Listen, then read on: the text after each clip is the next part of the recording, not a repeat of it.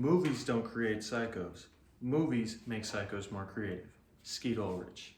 This is a quote from one of my favorite horror movies, Scream, in which Skeet Ulrich's character mocks those who blame horror movies for creating real killers.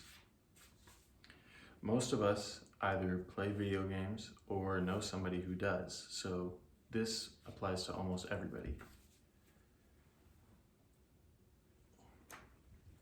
To understand this argument better, I looked into research from places like Oxford University, the American Psychology Association, and other major health organizations.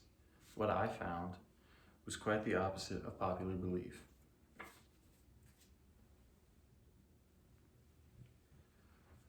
Although violent video games are often blamed for real-world violent aggression, the evidence continually shows there is no causal link between the two. Today, I want to break this down by looking at three things. What really causes violence? What scientific research says about video games? And how gaming can actually be a positive thing in children's lives. The real causes of violence come from deep social and psychological issues. Real aggression goes beyond the screen. Family instability, exposure to real violence, stress, and untreated mental health issues are real predictors of violence in young children and teens. In a CNN video on August 5th, 2019, Arman Azad notes that experts conclude there is very little evidence that video games are linked to mass shootings and emphasize that real violence stems from a complex set of risk factors. For many, blaming video games is easier. It allows them to avoid the real and complicated issues. It's easier for them to point the finger at a video game and say that that's the problem, rather than acknowledging a person's upbringing or lack of support.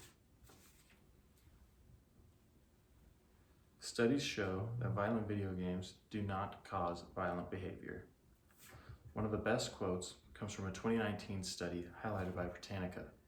It says, although it is commonly believed that violent pastimes normalize violence, academic studies have not supported such beliefs. And the lead researcher, Andrew Przybylski, put it even more bluntly. We found a whole lot of nothing. Crime, another point to note, is that crime should have gone up with the sale of video games. However, as the sale of video games went up, teen crime rates have actually decreased.